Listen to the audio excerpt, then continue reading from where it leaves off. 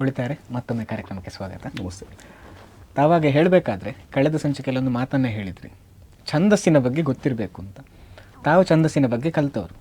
ಹೆಚ್ಚಾಗಿ ಯಾರೆಲ್ಲ ಯಕ್ಷಗಾನವನ್ನು ಹತ್ತಿರದಿಂದ ನೋಡಿದ್ದಾರೋ ಅಂಥ ಪ್ರೇಕ್ಷಕರಿಗೆ ಹಾಗೂ ಭಾಗವತರಿಗೆ ಛಂದಸ್ಸಿನ ಮಹತ್ವ ಗೊತ್ತಿರ್ತದೆ. ಅಂದರೆ ಭಾಗವತರಿಗೆ ಹಾಡಬೇಕಾದ್ರೆ ಛಂದಸ್ಸು ಗೊತ್ತಿರಬೇಕು ಅಂತ ಹೇಳ್ತಾರೆ. ಅದೇ ರೀತಿ ಪ್ರೇಕ್ಷಕರಿಗೊಂದು ಅಂದಾಜು ಇರ್ತದೆ ಭಾಗವತರು ಕಲಿಬೇಕು ಅಂತ. ಆದರೆ ಅದರ ಜೊತೆಗೆ ಹಿಮ್ಮೇಳವಾದಕರು ಅಂದರೆ ಚೆಂಡೆ ಮತ್ತು ಮದ್ದಳೆಯವರು ಸಹ ಛಂದಸ್ಸನ್ನು ಯಾಕೆ ಕಲಿಬೇಕು ಅಂತ ಹೇಳುವ ಪ್ರಶ್ನೆಗೆ ಏನನ್ನು ಹೇಳ್ತೀರಿ ತಾವು? ಛಂದಸ್ಸನ್ನು ಯಾಕೆ ಕಲಿಬೇಕು ಅಂತ ಹೇಳುವ ಪ್ರಶ್ನೆಯಲ್ಲಿ ಕೆಲವಾರು ಅಂಶಗಳು ಉಂಟು. ಛಂದಸ್ಸು ಕಲಿತ್ರೆ ನಮಗೆ ಭಾಗವತ ಹಾಡಿಕೆಯ ಒಂದು ಸ್ಟ್ರಕ್ಚರ್ ಗೊತ್ತಾಗ್ತದೆ. ಸರಿ. ಯಾವ ಅದರ ರೂಪ ಗೊತ್ತಾಗ್ತದೆ. ರೂಪ ಗೊತ್ತಾದಾಗ ನಮ್ಮ ನಿರೂಪಣ ಚಂದ ಆಗ್ತದೆ. ಸರಿ. ಸೊ ರೂಪ ನಿರೂಪಣಕ್ಕೆ ಅದರ ಹಾಡಿನ ಒಂದು ಒಟ್ಟು ಏನು ಕ್ಯಾರಿಕೇಚ್ ಅಥವಾ ಒಂದು ಅದರ ಸ್ಟ್ರಕ್ಚರ್ ಗೊತ್ತಾದಾಗ ನಮಗೆ ಅದರಲ್ಲಿ ಹೇಗೆ ನುಡಿಸ್ಬೋದು, ಅವರು ಎಲ್ಲಿ ಯತಿ ಕೊಡ್ತಾರೆ, ಎಲ್ಲಿ ನಿಲುಗಡೆ ಇದೆ, ಎಲ್ಲಿ ಫುಲ್ ಸ್ಟಾಪ್ ಇದೆ ಹಾಡಿಕೆಯಲ್ಲಿ, ಎಲ್ಲಿ ಅದು ಮೇಲೆ ಹೋಗ್ತದೆ, ಸ್ವರಗಳು ಮೇಲೆ ಹೋಗ್ತದೆ, ಎಲ್ಲಿ ಕೆಳಗೆ ಬರ್ತದೆ, ಇದರದೆಲ್ಲ ಒಟ್ಟು ಮಾಹಿತಿ ನಮಗೆ ಗೊತ್ತಾಗ್ತದೆ. ಸರಿ. ಹೀಗೆ ಗೊತ್ತಾದಾಗ ನಮಗೆ ಮೈ ಮರೆತು ನಮಗೆ ನುಡಿಸ್ಲಿಕ್ಕೆ ಆಗ್ತದೆ. ಯಾವುದೇ ಗೊಂದಲ ಇರುವುದಿಲ್ಲ. ಮತ್ತೆ ಅವರ ತಾಳ ಕೂಡ ಅಗತ್ಯ ಇಲ್ಲ. ಯಕ್ಷಗಾನ ಛಂದೋಬದ್ಧವಾಗಿ ಯಕ್ಷಗಾನದ ಆ ಒಂದು ಹಾಡಿಕೆಯ ಒಂದು ಛಂದೋಗತಿಗೆ ಅನುಸಾರವಾಗಿ ಹಾಡುವ ಭಾಗವತ ತಾಳ ಹಾಕುವ ಅಗತ್ಯವೇ ಇಲ್ಲ. ಅಗತ್ಯವೇ ಇಲ್ಲ. ಅದು ಹಾಡೇ ತಾಳ. ಹಾಡೇ ಒಂದು ತಾಳದಲ್ಲಿ ಇರ್ತದೆ. ಅದನ್ನು ನೆಡ್ಲೆ ನರಸಿಂಹ ಭಟ್ರು ಅಗರಿ ಶ್ರೀನಿವಾಸ ಭಾಗವತರ ಹಾಡಿಗೆ ಹೇಳ್ತಾರೆ. ಅದು ಬಲಿಪನಾರಾಯಣ ಭಾಗವತರ ಹಾಡಿಕೆಯೂ ಹಾಗೆ. ಅವರು ತಾಳ ಎಲ್ಲ ಹಾಕುವ ಅಗತ್ಯವೇ ಇಲ್ಲ. ಸುಮ್ಮನೆ ಹಾಡ್ತಾ ಹೋದ್ರೆ ಸಾಕು, ಅದು ತಾಳಬದ್ಧವಾಗಿಯೇ ಇರ್ತದೆ. ನಮಗೆ ಎಲ್ಲಿ ತಗೊಳ್ಬೇಕು ಅದು ಗೊತ್ತಾಗ್ತದೆ.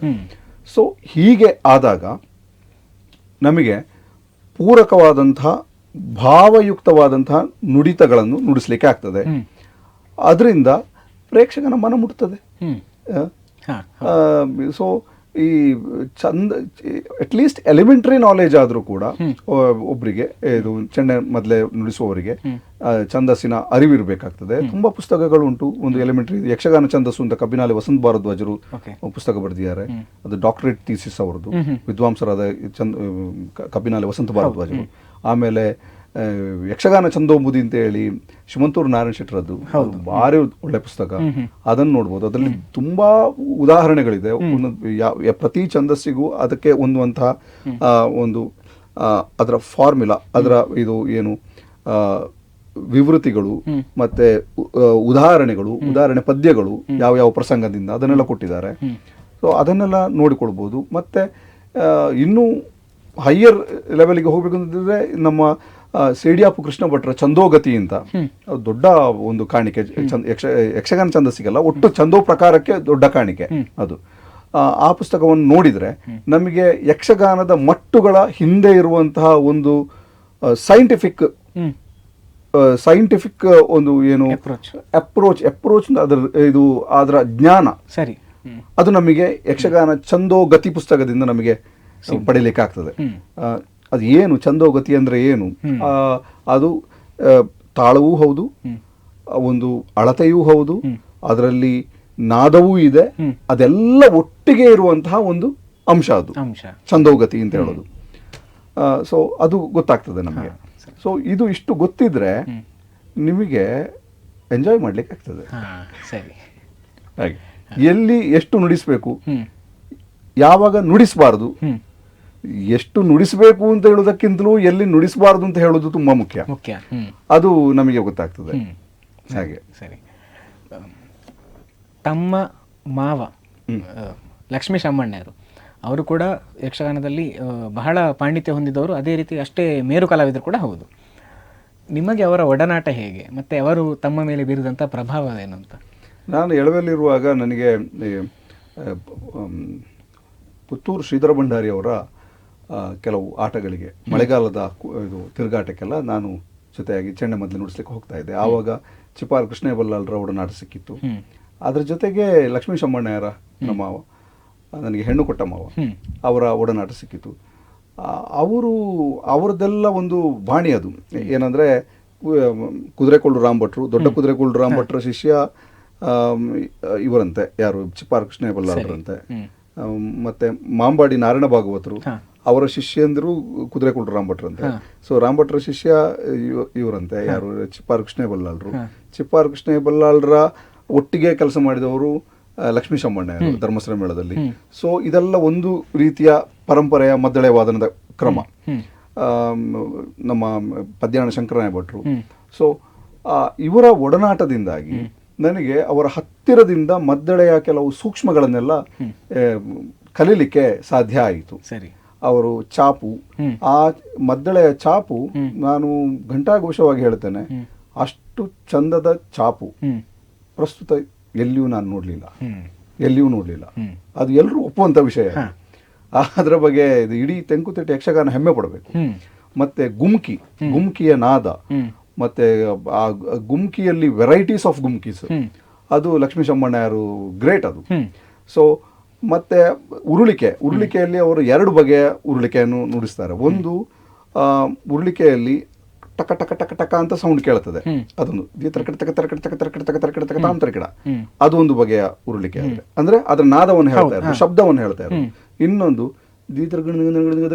ಅಲ್ಲಿ ಕಣ ಕಣ ಕಣ ಸೌಂಡ್ ಬರೋದು.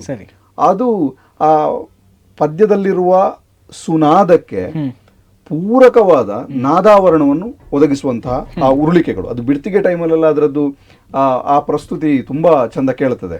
ಸೊ ಅದೆಲ್ಲ ಸ್ಪೆಷಾಲಿಟಿ ಅವರು. ಸೊ ಅಂಥದ್ದೆಲ್ಲ ಅಂಥವರ ಒಡನಾಟ ನನಗೆ ವರವಾಗಿ ಪರಿಣಮಿಸಿದೆ. ಹಾಗೆ ಬರ್ಗುಳ ಗೋಪಾಲಕೃಷ್ಣ ಕುರುಪರು, ದೊಡ್ಡ ಮೊದಲೆಗಾರರು, ಅವರ ಸಾಂಗತ್ಯ, ಮತ್ತೆ ಪದ್ಯಾಣ ಶಂಕರನಾಯ ಭಟ್ರದ್ದು, ಮತ್ತೆ ಚಿಪ್ಪಾರ ಕೃಷ್ಣ ಬಲ್ಲಾಳರದ್ದು, ಮತ್ತೆ ತಲೆಂಗಲ ಗೋಪಾಲಕೃಷ್ಣ ಭಟ್ರಂದು ಒಬ್ರು, ಅವರನ್ನು ಚಕ್ಕುಲಿ ಅಜ್ಜ ಅಂತ ಕರಿತಾ ಇದ್ರು. ಅದು ಮಾರ್ವಲಸ್ ಚೆಂಡೆ ಮೊದಲೇ ಅವರದು. ಪುಂಡಿಕಾಯ ಕೃಷ್ಣ ಭಟ್ ಅವರದ್ದು, ಆಮೇಲೆ ಪದ್ಯಾಣ ಜಯರಾಮ್ ಭಟ್ರದ್ದು, ಮತ್ತೆ ಅಡೂರು ಗಣೇಶರಾಯರದ್ದು, ಹೀಗೆ ಪದ್ಮನಾಭ ಉಪಾಧ್ಯಾಯರದ್ದು ಅಂತ ಅದೆಲ್ಲ ಒಂದು ಇದು. ಆಮೇಲೆ ಇನ್ನೊಂದು ಲೆವೆಲ್ ಅಂತ ಅಂದ್ರೆ, ಇನ್ನೊಂದು ಧಾರೆ ಯಾವುದಂದ್ರೆ ಕೆಮ್ಮಣ್ಣು ನಾರಾಯಣಪ್ಪ ಅಂತ ಹೇಳಿ, ಅವರದ್ದು ನಾನು ಗೊತ್ತಿಲ್ಲ ನಂಗೆ.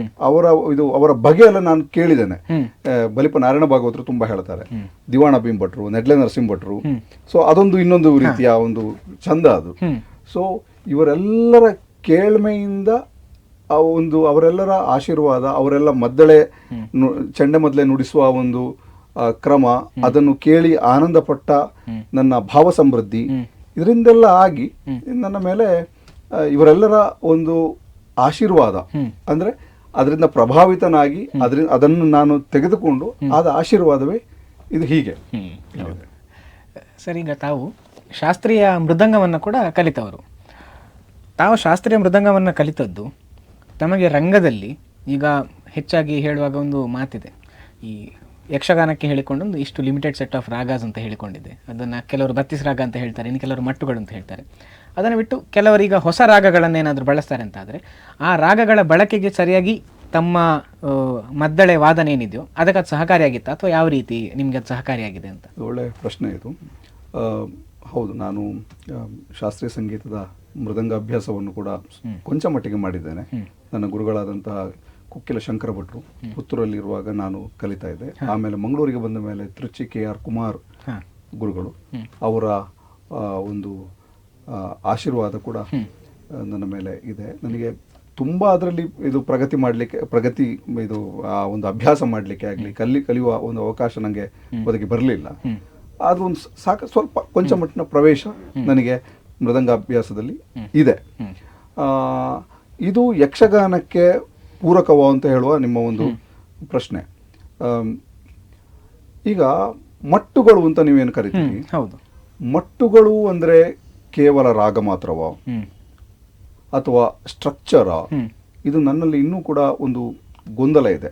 ನನ್ನ ಪ್ರಕಾರ ನಿಮಗೆ ಒಂದು ಅಳತೆ ಇದೆಯಲ್ಲ, ಹೌದು, ನಮಗೆ ಕೆಲವು ಇದಕ್ಕೆ ಆ ರಾಗಗಳೇ ಬೇಕು, ಅದೇ ರೀತಿ ಹಾಡಬೇಕು. ಆದ್ರೆ ಯಕ್ಷಗಾನದ ಪ್ರೋಗ್ರೆಸಿವ್ನೆಸ್ಗೆ, ಒಂದು ಡೆವಲಪ್ಮೆಂಟ್ಗೆ ನಾವು ಅಷ್ಟಕ್ಕೆ ಅಷ್ಟಕ್ಕೆ ರಿಸ್ಟ್ರಿಕ್ಟ್ ಆಗದೆ, ಅಷ್ಟಕ್ಕೆ ಸೀಮಿತವಾಗಿ ನಾವು ಇರಬೇಕಾದ ಅಗತ್ಯ ಇಲ್ಲ. ಸರಿ. ಆದ್ರೆ ಅಳತೆ ಬೇಕು, ಅಳತೆ ಬದ್ಧವಾಗಿಯೇ ಬೇಕು. ಈಗ ಆಗ ನಿಮ್ಗೆ ನಾನೊಂದು ಪದ್ಯ ಹೇಳಿದೆ, ಕೋಮಲಾಂಗಿ ಕೇಳೆ ಮದ ಗಜಗಾಮಿನಿ ಪಾಂಚಾಲೆ. ಇದೇ ಅಳತೆಯಲ್ಲಿ ಕೋಮಲಾಂಗಿ ಕೇಳೆ ಮದ ಗಜಗಾಮಿನಿ ಪಾಂಚಾಲೆ, ಅದರ ಸೂಟಬಿಲಿಟಿ ಆರ್ ನಾಟ್ ಸೂಟಬಿಲಿಟಿ ಅದು ಬೇರೆ ವಿಷಯ, ಆದ್ರೆ ಅದೇ ಅಳತೆಯಲ್ಲಿದೆ. ಹೌದು. ಸೊ ಇದೇ ಅಳತೆಯದು, ರಾಗ ಬೇರೆ ಯಾವುದು ಯೂಸ್ ಮಾಡ್ಬೋದು, ಅದು ಆ ಪಾತ್ರದ ಭಾವಕ್ಕೆ ಪೋಷಕ ಆಗಿದ್ರೆ ಆಯ್ತು.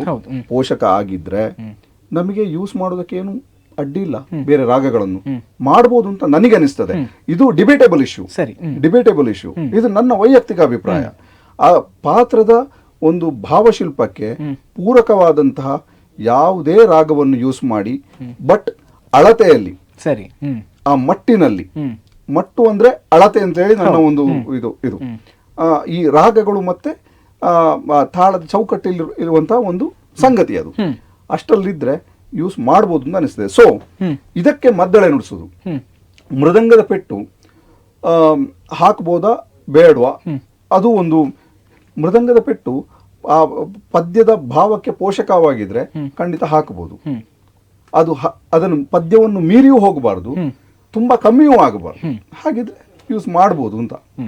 ಸರಿ ಸರ್, ತಾವೀಗ ರಿಸರ್ಚ್ ಅಥವಾ ಏನು ಹೇಳ್ತಾರೆ ಈ ವಿಮರ್ಶೆಗಳು ಅಥವಾ ಈ ರೀತಿ ಏನೆಲ್ಲ ಯಕ್ಷಗಾನದಲ್ಲಿ ಹಿಂದೇನಾಗಿದೆ ಇದನ್ನೆಲ್ಲ ತಾವು ತುಂಬ ಗಮನದಲ್ಲಿಟ್ಕೊಂಡು ಇವತ್ತಿನ ತನಕ ಬಂದವರು. ನಮಗೆ ಭಾಗವತಿಕೆ ಅಂತ ಹೇಳಬೇಕಾದ್ರೆ ಈಗ ಮುಂಚೆ ಈ ರೀತಿ ಇತ್ತಂತೆ, ಈಗ ಈ ರೀತಿ ಆಗಿದೆ ಅಂತ ಹೇಳುವಂಥದ್ದು ಒಬ್ಬ ಸಾಮಾನ್ಯ ಪ್ರೇಕ್ಷಕನ ಕಣ್ಣಿಗೂ ಕೂಡ ಬಹಳ ಸುಲಭವಾಗಿ ಕಾಣಿಸಿಗ್ತದೆ. ಈಗ ತಾವು ಏನು ಹೇಳಿದರು, ಪ್ರೋಗ್ರೆಸಿವ್ನೆಸ್ ಹೇಳಿಕೊಂಡು ರಾಗಗಳ ಬಳಕೆ ಜಾಸ್ತಿ ಆಗಿದೆ ಅಂತ, ಇದು ಎಲ್ಲರ ಕಣ್ಣಿಗೆ ಕಾಣುವಂಥ ವಿಷಯ. ಯಾಕಂದರೆ ಕೇಳಬೇಕಾದ್ರೆ ನಮಗೆ ಗೊತ್ತಾಗ್ತಿದ್ದು ಹೆಚ್ಚಾಗಿ ಯಕ್ಷಗಾನದಲ್ಲಿ ಇಲ್ಲ ಈ ರೀತಿ ಒಂದು ಹೊಸ ಪ್ರಯೋಗ ಅಂತ. ಆದರೆ ಹಿಮ್ಮೇಳದಲ್ಲಿ ಚಂಡೆಮದ್ದಳೆ ಅಂತ ಬರಬೇಕಾದ್ರೆ ಅದು ಎಲ್ರಿಗೂ ಸುಲಭದಲ್ಲಿ ಗೊತ್ತಾಗೋದಿಲ್ಲ. ಹಾಗಾಗಿ ಹಳೆ ಕ್ರಮಕ್ಕೂ ಈಗಿನದಕ್ಕೂ ಚಂಡೆಮದ್ದಳೆಯಲ್ಲೂ ಆ ರೀತಿ ಒಂದು ಪ್ರೋಗ್ರೆಸಿವ್ನೆಸ್ ಅನ್ನು ತಾವು ಕಂಡಿದ್ರೆ ಹೇಗೆ, ಯಾವ ರೀತಿ ಅಂತ? ಪ್ರೋಗ್ರೆಸಿವ್ನೆಸ್ 1950s ಇಂದಲೇ ಸ್ಟಾರ್ಟ್ ಆಗಿದೆ ಪ್ರೋಗ್ರೆಸಿವ್ನೆಸ್. ಇದನ್ನು ಯಾಕೆ ಹೇಳ್ತೇನೆ ಅಂದರೆ, ಹಿರಿಯ ಬಲಿಪನಾರಾಯಣ ಭಾಗವತರು ಬಗ್ಗೆ ಕುದುರೆಕೊಳ್ಳು ರಾಮಭಟ್ರು ಬರೆದ ಒಂದು ಲೇಖನವನ್ನು ನಾನು ಗಮನಿಸಿದ್ದೇನೆ. ಅಲ್ಲಿ ಅವರು ಹೇಳ್ತಾರೆ, ಏನು ಹೇಳ್ತಾರೆ ಅಂದರೆ, ನುಡಿತ ಹಾಡಾಗಬೇಕು ಅಂತೇಳಿ. ಎಂಥ ರಿಮಾರ್ಕೆಬಲ್ ಸ್ಟೇಟ್ಮೆಂಟ್ ನೋಡಿ ಅದು. ಆಗಿನ ಕಾಲಕ್ಕೆ ಅವರು ಸದಾ 1960s ನಂತರದ ಒಬ್ಬರ ಮೊದಲೆಗಾರರು, ಅವರು ಆ ಒಂದು ಮಾಡರ್ನ್ ಅಪ್ರೋಚ್ ಅದು ಅಂತೇಳಿ, ಅದು ಏನು ಸಣ್ಣ ಸಂಗತಿ ಅಲ್ಲ, ನುಡಿತ ಹಾಡಾಗಬೇಕು ಅಂತ ಹೇಳುವಂಥದ್ದು ತುಂಬಾ ದೊಡ್ಡ ಸಂಗತಿ. ಅಂತ ಕಲೆಯ ಒಂದು ಗಟ್ಟಿಯಾದಂತಹ ನೆಲೆಗಟ್ಟನ್ನು ಹೊಂದಿದ್ದ ಒಬ್ಬ ಧೀಮಂತ ಮಾತ್ರ ಹೇಳಲಿಕ್ಕೆ ಸಾಧ್ಯ ಅದನ್ನೆಲ್ಲ. ಇದು ನುಡಿತ ಹಾಡಾಗಬೇಕು ಅಂತ ಹೇಳಿ, ನುಡಿತ ಹಾಡಾಗಬೇಕು ಅಂತ ಹೇಳಿದ್ರೆ ನಮಗೆ ಬರೇ ಬಾಲಪಾಠ ಸಾಕಾಗುದಿಲ್ಲ, ನಾವು ಅದರಲ್ಲಿ ಇನೋವೇಟ್ ಮಾಡಬೇಕು, ನಾವು ಅದರಲ್ಲಿ ತುಂಬಾ ಒಳಗಿಂದ ಅನ್ವೇಷಣೆ ಮಾಡಬೇಕು. ಅನ್ವೇಷಣೆ ಮಾಡಿ ಅದು ಪಾಕ ಗಟ್ಟಿ ಅಂತ ಪದ್ಯಗಳು ಸಿಕ್ಕಿದಾಗ ಅದು ಹೊರಗೆ ಬರ್ತದೆ. ಅಂತ ಪದ್ಯಗಳು ಅವರಿಗೆ ಹಿರಿಯ ಬಲಿಪನಾರಾಯಣ ಭಾಗವತರದ್ದು ಪದ್ಯ ಸಿಕ್ಕಿದೆ ಅವರಿಗೆ. ಹಿರಿಯ ಬಲಿಪನಾರಾಯಣ ಭಾಗವತರು ಅಷ್ಟೇ, ಆ ಕಾಲಕ್ಕೆ ಅದು ಮಾಡರ್ನ್, ಅದು ತುಂಬಾ ಮಾಡರ್ನ್, ಸಂಚಲನ ಹುಟ್ಟಿಸಿಬಿಟ್ಟಿದೆ ಎಲ್ಲರ ಹತ್ರವೂ ಕೂಡ. ಹಿಂದಿನ ಭಾಗವತರೆಲ್ಲ ಅವರನ್ನು ತುಂಬಾ ಪ್ರಶಂಸೆ ಮಾಡಿದ್ದಾರೆ, ಎಂತ ಹಾಡ್ತೀರಿ ನೀವು ಅಂತ ಹೇಳ್ಕೊಂಡು. ಅದನ್ನು ಕಿರಿಯ ಬಲಿಪನಾರಾಯಣ ಭಾಗವತರು ನನ್ನ ಹತ್ರ ಹೇಳಿದ್ದಾರೆ. ಸೊ ಒಂದು ಪ್ರೋಗ್ರೆಸಿವ್ನೆಸ್ ಎಲ್ಲ ಕಾಲಕ್ಕೆ ಇದ್ದದ್ದೇ, ಅದೇನು ಇದು ನಿಂತ ನೀರಲ್ಲ, ಯಾವುದೇ ಕಲೆ ನಿಂತ ನೀರಲ್ಲ, ಪ್ರೋಗ್ರೆಸಿವ್ನೆಸ್ ಆಗ್ತಾ ಇರ್ತದೆ. ಈಗಿನ ಒಂದು ಮಾಡರ್ನ್ ಎಕ್ಸ್ಪೋಷರ್ಸ್ಗೆ ಮತ್ತೆ ವರ್ಲ್ಡ್ ಥಿಯೇಟರ್ ಅನ್ನು ಗಮನದಲ್ಲಿಟ್ಟು ನಾವು ನೋಡಿದಾಗ ನಾವು ಬೆಳಿಬೇಕು, ಪಂಚಾಂಗ ಗಟ್ಟಿಬೇಕು ನಮ್ಮದು. ಪಂಚಾಂಗವನ್ನು ನಾವು ಇದು ಲೂಸ್ ಮಾಡಿಕೊಂಡು ಹೋಗಬಾರ್ದು, ಆವಾಗ ಅದು ಮೇಲಿಂದ ಕೆಳಗೆ ಅಟ್ಟರ್ ಬೀಳುದು. ಪಂಚಾಂಗ ಗಟ್ಟಿ ಇದ್ದಾಗ ನಮ್ಮ ಪರಿಧಿಯನ್ನು ವಿಸ್ತಾರ ಮಾಡಿಕೊಂಡು ಹೋಗ್ಲಿಕ್ಕೆ ಆಗ್ತದೆ. ಪರಿಧಿ ಎಷ್ಟು ವಿಸ್ತಾರ ಆದ್ರೂ ಕೂಡ ಅದರ ಮೂಲ ಗಟ್ಟಿ ಇರ್ತದೆ, ಏನಾಗುದಿಲ್ಲ. ಮರದ ಬ್ರಾಂಚ್ ಹೋದಾಗೆ ಅದು ಬೇರು ಗಟ್ಟಿ ಇರ್ತದೆ, ಬೇರು ಗಟ್ಟಿ ಬೇಕು. ಬೇರು ಗಟ್ಟಿ ಅಂದ್ರೆ ಏನು? ಯಕ್ಷಗಾನದ ಭಾಷೆಯ ಸರಿಯಾದ ಅರಿವು ಬೇಕು. ಮತ್ತೆ ಯಕ್ಷಗಾನದಲ್ಲಿ ಏನೆಲ್ಲ ಸಾಧ್ಯತೆ ಇದೆ ಅದನ್ನೆಲ್ಲ ನಾವು ಬಳಸಿಕೊಂಡು, ಮತ್ತೆ ಈಗಿನ ಲೈಟಿಂಗ್ ಇದೆಯಲ್ಲ, ಆ ಲೈಟಿಂಗ್ ಅನ್ನು ಕೂಡ ಭಾವ ವಿಸ್ತರಣಕ್ಕೆ ಪೋಷಕವಾಗಿ ನಾವು ಬಳಸಿಕೊಳ್ಬೇಕು. ಸುಮ್ಮನೆ ಒಬ್ರು ಯಾವುದೋ ಒಂದು ಜಲ ಕೇಳಿ ಏನೋ ಆಗ್ತಾ ಇರ್ತದೆ, ಅಥವಾ ಒಂದು ಅಪ್ಸರೆಯದ್ದು ನರ್ತನ ಆಗ್ತಾ ಇರ್ತದೆ, ಆವಾಗ ಈ ಇದು ಏನು ಜಿಗ್ ಜಿಗ್ ಜಿಗ್ ಲೈಟ್ ಹಾಕ್ತಾರಲ್ಲ, ಅದರಿಂದ ನಿಮಗೆ ಏನು ಭಾವ ಗೊತ್ತಾಗ್ತದೆ, ಮುಖದಲ್ಲಿ ಏನು ಎಕ್ಸ್ಪ್ರೆಷನ್ ಗೊತ್ತೇ ಆಗುದಿಲ್ಲ. ಅದರ ಬದಲು ಅವಳು ಹಾಡ್ತಾ ಇರುವಾಗ ಇದು ಕಲಾವಿದ ಇದು ಕುಣಿತಾ ಇರುವಾಗ ಆ ಮುಖಕ್ಕೆ ಮಾತ್ರ ಕೊಟ್ಟು ಏನಾದ್ರು ಈಗಿನ ಹೊಸ ಇದು ಟೆಕ್ನಿಕಲ್ ಇದು ಇದರಲ್ಲಿ ನಾಟಕದ ಪರಿಕಲ್ಪನೆ ಅದೆಲ್ಲ ಇದೆಯಲ್ಲ, ಸ್ಪಾಟ್ ಲೈಟಿಂಗ್ ಅದೆಲ್ಲ ಮಾಡಿದಾಗ ಒಟ್ಟು ರಂಗದ ಒಂದು ಶ್ರೀಮಂತಿಗೆ ಜಾಸ್ತಿ ಆಗ್ತದೆ. ಈ ಪ್ರೋಗ್ರೆಸಿವ್ನೆಸ್ ಅಂತ ಹೇಳೋದು ಎಲ್ಲ ಕಾಲದಲ್ಲೇ ಇದ್ದದ್ದು. ಆದ್ರೆ ಪಂಚಾಂಗ ಗಟ್ಟಿಬೇಕು. ಪಂಚಾಂಗ ಗಟ್ಟಿಬೇಕು ಅಂತಂದ್ರೆ ನಾವು ಹಿಂದಿನದನ್ನು ನೋಡಬೇಕು, ಹಿಂದಿನದನ್ನು ಮತ್ತೆ ಮತ್ತೆ ನೋಡಬೇಕು. ಸರಿ, ಮತ್ತೆ ಮತ್ತೆ ನೋಡಿದ್ರೆ ನಮಗೆ ನಾವು ಎಲ್ಲಿ ತಪ್ತಾ ಇದ್ದೇವೆ ಅಂತ ಹೇಳುವ ಜಾಗೃತ ಮನಸ್ಥಿತಿ ನಮ್ಮಲ್ಲಿ ನಾವಿರ್ತೇವೆ. ಸರಿ, ಸರ್, ಈ ಹಿಂದಿನದ್ದು ಗೊತ್ತಿರಬೇಕು, ಹಾಗಂತ ಪ್ರೋಗ್ರೆಸಿವ್ನೆಸ್ ಕೂಡ ಬೇಕು ಅಂತ ಹೇಳುವಂತ ನಿಮ್ಮ ಈ ನಿಲುವನ್ನು ನೋಡಬೇಕಾದ್ರೆ ಇಂಥದ್ದನ್ನ ಹೆಚ್ಚಾಗಿ ನಾವು ಕಾಣುವಂಥದ್ದು ಎಲ್ಲಿ ಅಂತ ಕೇಳಿದ್ರೆ ನಮ್ಮ ಯಕ್ಷಗಾನ ಸ್ಪರ್ಧೆಗಳಲ್ಲಿ. ಯಾಕಂದ್ರೆ ಯಕ್ಷಗಾನ ಸ್ಪರ್ಧೆಗಳು ಅಂತ ಹೇಳಬೇಕಾದ್ರೆ ಹೆಚ್ಚಾಗಿ ಸಂಪ್ರದಾಯಬದ್ಧವಾಗಿರ್ತದೆ. ಹಾಗಂತ ಎಲ್ಲರನ್ನ ಒಮ್ಮೆ ಮನಸೆಳಿಲಿಕ್ಕೆ ಬೇಕಾದಂಥ ಈ ಕಸರತ್ತುಗಳು ಅಂತ ನಾವೇನು ಹೇಳ್ತೇವೆ ಅದನ್ನು ಕೂಡ ಅವ್ರು ಮಾಡ್ತಾರೆ. ಇಂತಹ ಸ್ಪರ್ಧೆಗಳಿಗೆ ತಾವು ತೀರ್ಪುಗಾರರಾಗಿ ಕೂಡ ಹೋಗ್ತೀರಿ.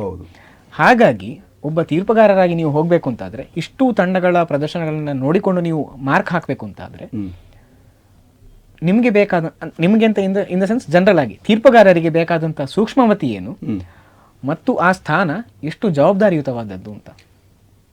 ಜವಾಬ್ದಾರಿಯುತವಾದದ್ದು ಅದಕ್ಕೆ ಬೇರೆ ಪ್ರಶ್ನೆ ಇಲ್ಲ, ತುಂಬಾ ಜವಾಬ್ದಾರಿಯುತವಾದದ್ದು. ನಾವು ಒಬ್ಬರ ಭವಿಷ್ಯವನ್ನೇ ನಿರ್ಣಯಿಸಲಿಕ್ಕೆ ಸಾಧ್ಯತೆ ಇರುವಂತಹದ್ದು. ಒಬ್ಬ ತೀರ್ಪುಗಾರನಾಗಿ ನಾನು ಯಕ್ಷಗಾನವನ್ನು ಬರೀ ಯಕ್ಷಗಾನ ಅಂತ ಹೇಳುವ ಒಂದು ಡೆಫಿನಿಷನ್ ಅಲ್ಲೇ ನೋಡುದಿಲ್ಲ ನಾನು. ಸರಿ, ಒಂದು ಕಲೆ ಅಂತ ನೋಡ್ತಾನೆ. ಅದು ಆ ಕಲೆಯ ಉದ್ದೇಶಗಳನ್ನು ಗಮನದಲ್ಲಿಟ್ಟು ನೋಡ್ತೇನೆ ನಾನು.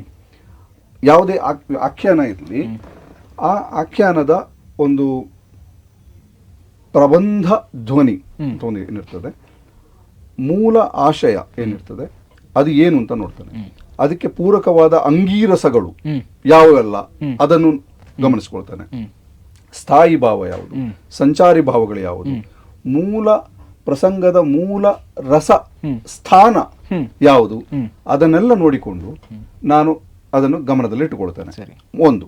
ಎರಡನೆಯದ್ದು ಫಂಡಮೆಂಟಲ್ಸ್ ಸರಿ ಇದೆಯಾ ನೋಡ್ತೇನೆ. ಇದು ಪ್ರದರ್ಶನದಲ್ಲಿ ಕುಣಿಯುವವರದ್ದು ಅಥವಾ ಮಾತನಾಡುವವರದ್ದು ಏನು ಅಂತೇಳಿ ಕಲಾವಿದರದ್ದು ಫಂಡಮೆಂಟಲ್ ಸರಿ ಇದೆಯಾ, ತಾಳಕ್ಕೆ ಸರಿಯಾಗಿ ಕುಣಿತಾರ, ಮತ್ತೆ ಅಂಗಚಲನೆ ಒಂದು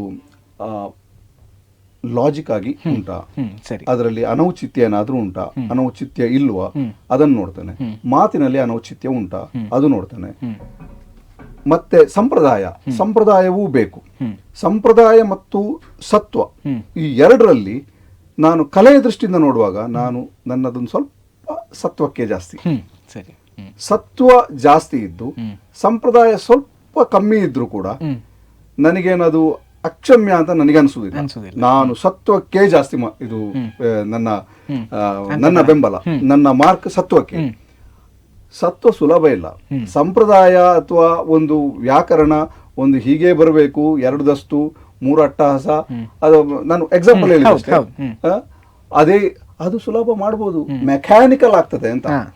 ಕಲೆ ಅಂತ ಹೇಳುದು ಕೇವಲ ಮೆಕ್ಯಾನಿಕಲೂ ಆಗಬಾರ್ದು. ಅದಕ್ಕೆ ಜೀವ ರಕ್ತ ಮಾಂಸ ತುಂಬಿ ಜೀವ ಇರಬೇಕು ಅಂದಿದ್ರೆ ನಿಮಗೆ ಸತ್ವ ಇಲ್ಲದಿದ್ರೆ ಆಗುದಿಲ್ಲ. ಅದು ಮುಖದಲ್ಲಾಗ್ಬೋದು, ಹುಬ್ಬಲ್ಲಾಗ್ಬೋದು, ಕೈಯಲ್ಲಾಗ್ಬೋದು. ಒಂದೀಗ ಕರುಣರಸ ಇದು ಪದ್ಯ ಇತ್ತು, ಕರುಣರಸಕ್ಕೆ ಬಿಡ್ತಿಗೆ ಕೊಟ್ರು, ಬಿಡ್ತಿಗೆ ಕುಣಿಬೇಕು. ಬಿಡಿತ ಅಥವಾ ಬಿಡ್ತಿಗೆ ಅಂತ ಹೇಳೋದು ನಿಮ್ಮ ಆ ಎತ್ತುಗಡೆ ಪದ್ಯಕ್ಕೆ ಹುಟ್ಟಿದ ಹಾಗೆ ಇರಬೇಕು, ಅದು ಕಟ್ಟಿದ ಹಾಗೆ ಇರಬಾರದು. ಬಿಡ್ತಿಗೆ ಅಂತ ಹೇಳೋದು ಕುಣಿವಾಗ ಕೂಡ ಹಾಗೆ. ಇಲ್ಲಿ ಎತ್ತಿಕೊಟ್ಟ ರಸದ ಒಂದು ಫ್ಲೋ, ಮುಂದುವರಿದ ಫ್ಲೋ ಆಗಿರ್ಬೇಕು. ಆಯ್ತಾ? ಅದು ಕರುಣರಸಕ್ಕೆ ಬಿಡ್ತಿಗೆ ಕೊಟ್ಟರು ಕೂಡ ಆ ಕುಣಿತದಲ್ಲಿ ಕರುಣರಸ ತುಡುಕಬೇಕು. ಅದು ಯು ಶುಡ್ ಬಿ ಬ್ರಿಮಿಂಗ್ ವಿತ್ ಇದು ಏನ್ ಹೇಳ್ತಾರೆ, ಎಮೋಷನ್ ಅದಿರ್ಬೇಕು. ಹಾಗೆ ಇದ್ರೆ ಅದು ಪಾಸ್. ಅದು ಬಿಡ್ತಿಗೆ ಕೊಡುದಿಲ್ಲ ಅಂತ ಹೇಳುವ ಒಂದು ಸಂಪ್ರದಾಯ ಉಂಟು ಕರುಣರಸಕ್ಕೆ. ಕರುಣರಸ ಬಿಡ್ತಿಗೆ ಕೊಡಬಾರದು ಅಂತ ಹೇಳು, ಸುಮ್ಮನೆ ಅದು ಬಿಡ್ತಿಗೆ ಕೊಡಬೇಕು, ಕುಣಿಬೇಕು, ಅದು ಚಾಲೆಂಜ್ ಅದು ಕಲಾವಿದನಿಗೆ. ಮತ್ತೆ ಇದು ಶೃಂಗಾರ ರಸಕ್ಕೆ ಬಿಡ್ತಿಗೆ ಕೊಡ್ತಾರೆ, ಅದು ಆ ಶೃಂಗಾರ ರಸದ ಆ ಫ್ಲೋಲಿ ಬರಬೇಕು. ಒಮ್ಮೆ ಒಂದು ಉಡುಪಿಯಲ್ಲಿ ಒಂದು ಏನಾಯ್ತಂದ್ರೆ ಮಂದಮಾರುತ ಬೀಸಿ ಅಂತ ಒಂದು ಮಲೆಯ ಮಾರುತ ರಾಗದ್ದು ಅಮ್ಮಣ್ಣಯ್ಯರು ಒಂದು ಪದ್ಯ ಹಾಡಿದರು. ದೀಪಕ್ ರಾವ್ ಪೇಜ ಅವರದ್ದು ಮೇನಕೆ. ಆ ಮಂದಮಾರುತದ ಆ ಒಂದು ಫೀಲ್ ಏನಿತ್ತಲ್ಲ, ಅದು ಆ ಪುಣ್ಯಾತ್ಮ ಕುಣಿದು ತೋರಿಸಿದ್ದಾರೆ. ನನಗೆ ಮರಳಿಕೆ ಸಾಧ್ಯ ಇಲ್ಲ. ಮೊದಲಿಗೆ ನಾನಿದ್ದದ್ದು ಅದು ನನ್ನ ಪುಣ್ಯ ಅಂತ ಅಂಥದ್ದೆಲ್ಲ ಸಿಗುವಂಥದ್ದು. ಸೊ ಹಾಗೆ ಬಂದಾಗ ಆ ಪದ್ಯ ಕೂಡ ಹಾಗಿತ್ತು. ದಿನೇಶ್ ಅಮ್ಮಣ್ಣಯ್ಯರ ಪದ್ಯಗಳು, ಆ ಪದ್ಯಕ್ಕೆ ಸರಿಯಾದ ಆ ಮಂದಮಾರುತದ ತುಡಿತದಲ್ಲಿ ಮೇನಕೆಯ ಕುಣಿತ.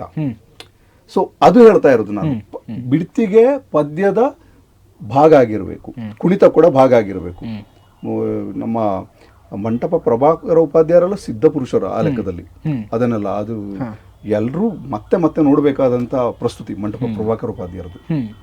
ಸೊ ಹಾಗೆ ಸರ್, ನಾವು ಹೆಚ್ಚಾಗಿ ಈಗ ಮತ್ತೆ ನೋಡಬೇಕು ಅಂತಾದರೆ ಅದಕ್ಕೆ ಡಾಕ್ಯುಮೆಂಟೇಷನ್ ಅಂತ ಹೇಳ್ಕೊಂಡು ಬರ್ತದೆ. ಡಾಕ್ಯುಮೆಂಟೇಷನ್ನ ಒಂದು ವಿಧಾನ ಯಾವುದು ಅಂತ ಕೇಳಿದ್ರೆ ಬರವಣಿಗೆ. ತಾವು ಲೇಖಕರು ಕೂಡ ಹೌದು. ಮೊದಲಾಗಿ ಅಗರಿ ಮಾರ್ಗ ಅಂತ ಹೇಳುವಂಥ ಅಗರಿ ಭಾಗವತರ ಶೈಲಿಯ ಬಗ್ಗೆ ಇರುವಂಥ ಪುಸ್ತಕ ಇರ್ಬೋದು, ಸುಘಾತ ಅಂತ ಇರ್ಬೋದು, ಅಥವಾ ಶತಮಾನದ ಮಹಾಪರಿಕ್ರಮ ಗಾಥೆ ಕರ್ನಾಟಕ ಬ್ಯಾಂಕ್ ಪುಸ್ತಕ ಇರ್ಬೋದು. ಅದಾದಮೇಲೆ ಅವರ ಶತಮಾನೋತ್ಸವದ ಸಂಪುಟದಲ್ಲಿ ತಾವು ಸಂಪಾದಕರಾಗಿ ಕೂಡ ಕೆಲಸ ಮಾಡಿದ್ದೀರಿ. ಒಬ್ಬ ವಿಮರ್ಶಕನಾಗಿ, ಒಬ್ಬ ಕಲಾವಿದನಾಗಿ ಲೇಖಕ ಕೂಡ ಯಾಕೆ ಆಗಬೇಕು ಅಂತ ನಮ್ಗನಿಸ್ತು? ಇದರ ಪಯಣ ಹೇಗಿತ್ತು ಅಂತ? ಅದು ನನ್ನನ್ನು ನಾನು ಕಂಡುಕೊಳ್ಳುವ ಒಂದು ಬಗೆ ಅಷ್ಟೇ. ಲೇಖಕನಂದ್ರೆ ನನಗೆ ಸಂತೋಷ ಕೊಡ್ತದೆ, ನನಗೆ ಬರವಣಿಗೆ ಸಂತೋಷ. ಅದರ ಬಗ್ಗೆ ಆಲೋಚನೆ ಮಾಡೋದು ಬರವಣಿಗೆಯಿಂದ ರಪ್ಪ ಈಗ ಒಂದು ಬರಿ ಅಂತ ಹೇಳಿದ್ರೆ ಬರೆದ್ರೆ ಅದಾಗುದಿಲ್ಲ. ಅದು ಎಷ್ಟೋ ವರ್ಷದ ಹಿಂದೆ ಮಾಡಿದ ಆಲೋಚನೆ ತಪ ತಪ ತಪ ತಪ ತಪ ಅಂತ ದೊಡ್ಡ ವರ್ಡ್ ಆಯ್ತು. ಬಟ್ ಬೇರೆ ವರ್ಡ್ ನಂಗೆ ಸಿಗ್ತದೆ ಆಲೋಚನೆ. ತಪಸ್ಸು ಅಂದ್ರೆ ಆಲೋಚನೆ ಎಲ್ಲ ಒಂದೇ ಅಲ್ವಾ. ಅದು ಆಗಿ ಆಗಿ ಆಗಿ ಪಾಕಗಟ್ಟಿ ಬರುದು. ಈಗ ಅಗರಿ ಮಾರ್ಗ ಬರದೆ, ಅದಕ್ಕೆ ನನಗೆ ಈಗ ಅನಿಸ್ತದೆ, ಸಣ್ಣದಿರುವಾಗ ಅಲಿಚಾರು ಗೋವಿಂದ ನಾಯಕರು ಅವರ ಅಗರಿ ಶ್ರೀನಿವಾಸ ಭಾಗವತರು ಒಟ್ಟಿಗೆ ಇದ್ದ ಒಡನಾಟ, ಆಗ ನನಗೊಂದು ಆ ಅಗರಿ ಶೈಲಿಯ ಬಗ್ಗೆ ಇದ್ದ ನನಗೆ ಸಿಕ್ಕಿದ ಒಂದು ರಿಲೇಷನ್ ಅಗರಿ ಶೈಲಿಯ ಕುರಿತಾದು ಅದೆಲ್ಲ ಕಾರಣ ಆಯ್ತು. ಆಮೇಲೆ ನನ್ನ ಗುರುಗಳ ಮೂಲಕ ಬಲಿಪರ ಘರಾನ, ಬಲಿಪರ ಮಟ್ಟು, ಅದರ ಬಗ್ಗೆ ನನಗೆ ತಿಳುವಳಿಕೆ ಬಂತು.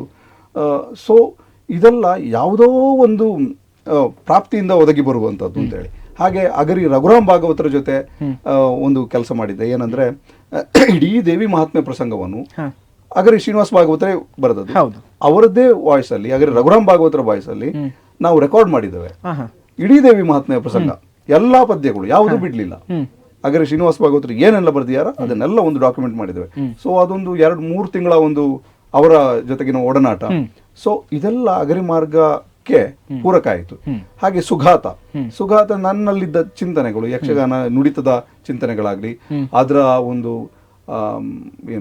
ಫಿಲಾಸಫಿಕಲ್ ಬ್ಯಾಕ್ಗ್ರೌಂಡ್ ಆಗ್ಲಿ, ಮತ್ತೆ ತತ್ವಗಳು, ಮತ್ತೆ ಅದರ ಅನ್ವಯ.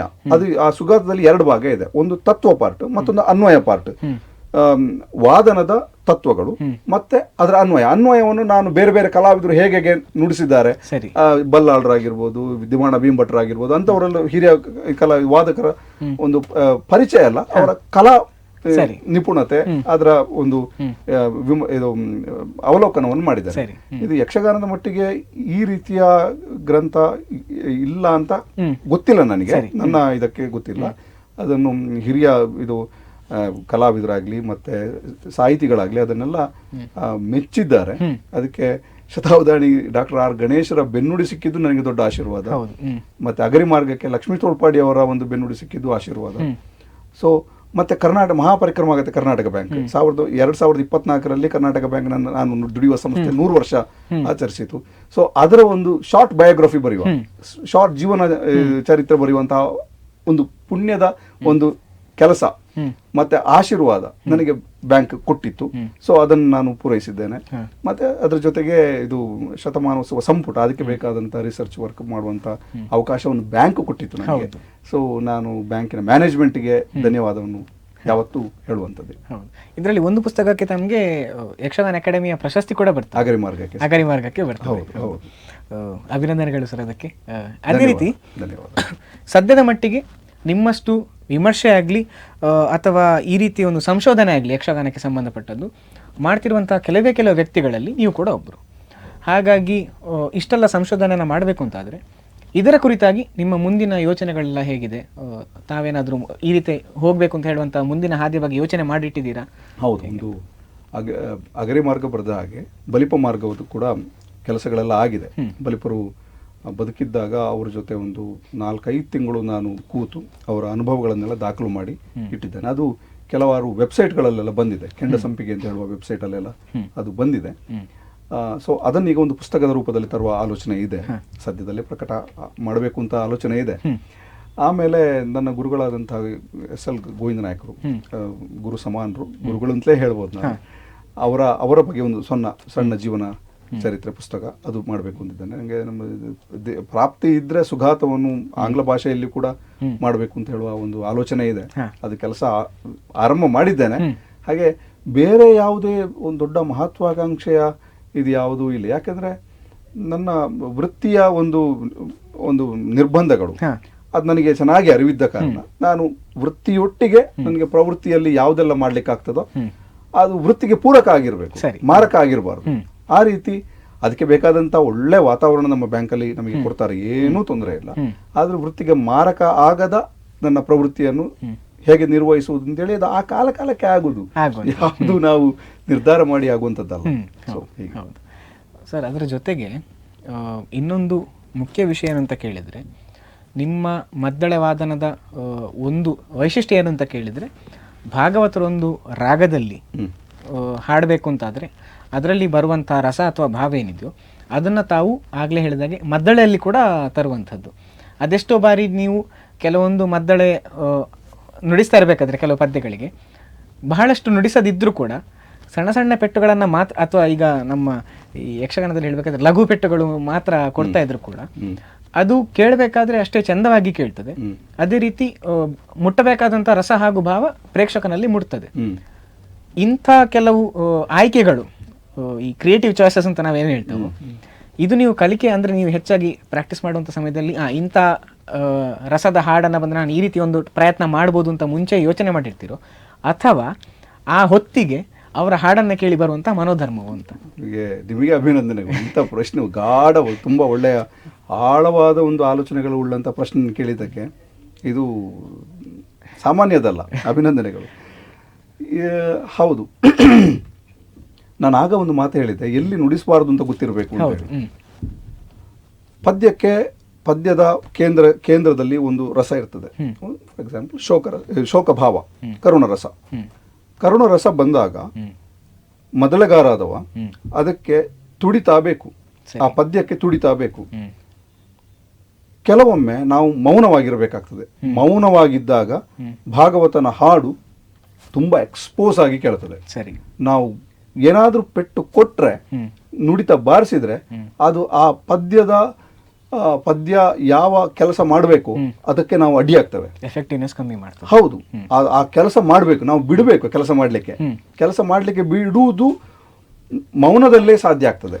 ಆ ಮೌನ ತುಂಬಾ ಇದು ಚಾಲೆಂಜಿಂಗ್. ಅದು ಕೆಲವೊಮ್ಮೆ ಪ್ರೇಕ್ಷಕರಿಗೂ ಗೊತ್ತಾಗುದಿಲ್ಲ, ಭಾಗವತರಿಗೂ ಗೊತ್ತಾಗುದಿಲ್ಲ. ನಾವು ಏನು ಮಾಡ್ತಾ ಇದ್ದೇನೆ ಅಂತ ಹೇಳುವುದು ಭಾಗವತನಿಗೆ ಗೊತ್ತಾದ್ರೆ ನಮ್ಮ ಪುಣ್ಯ, ಆಯ್ತಾ? ಅದು ಕೆಲವು ಭಾಗವತರಿಗೆ ಗೊತ್ತಾಗ್ತದೆ, ಬೇಗ ಗೊತ್ತಾಗ್ತದೆ. ಅಂಥದ್ದೇ ಒಂದು ಇನ್ಸಿಡೆನ್ಸ್ ಮೂಡುಬಿದಿರೆಯಲ್ಲಿ ಕಳೆದ ವರ್ಷ ಒಂದು ಆಯಿತು. ನನ್ನ ಮಿತ್ರ ರವಿಚಂದ್ರ ಕನ್ನಡಿಕಟ್ಟೆ ಭಾಗವತರು, ಅವರು ಒಂದು ಕೃಷ್ಣಾರ್ಜುನ ಪ್ರಸಂಗದ ಒಂದು ಪದ್ಯ, ಅಷ್ಟತಾಳದ ಆಗಿರ್ಬೇಕು, ಪದ್ಯ ಹಾಡಿದಾಗ ನಾನು ಸೈಲೆಂಟ್ ಆಗಿದ್ದೆ.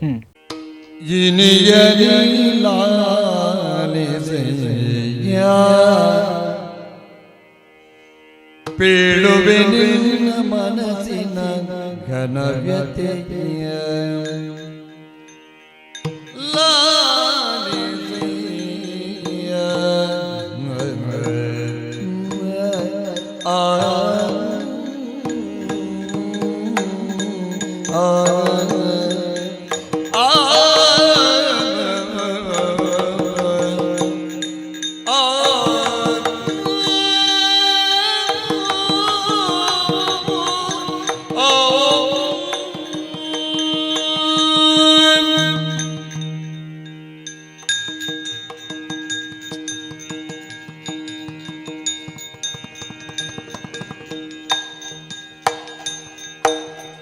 ಗಿನಿಯ ನೀಲಾಲಿಸಯ್ಯ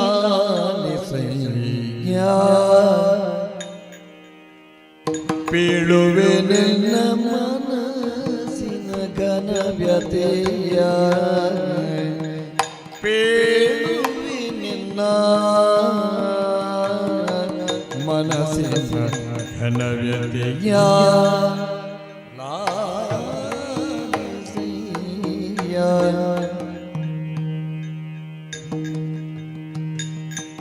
ಧನಪತಿ ತನಯನು ಧನಪತಿ ತನಯನು ಬಚ್ಚಿಟ್ಟುಕೊಂಡು ಘನಮೋಸವಾಯಿತು ಬಚ್ಚಿಟ್ಟುಕೊಂಡು ಘನಮೋಸವಾಯಿತು ನೀನು ರಮಣ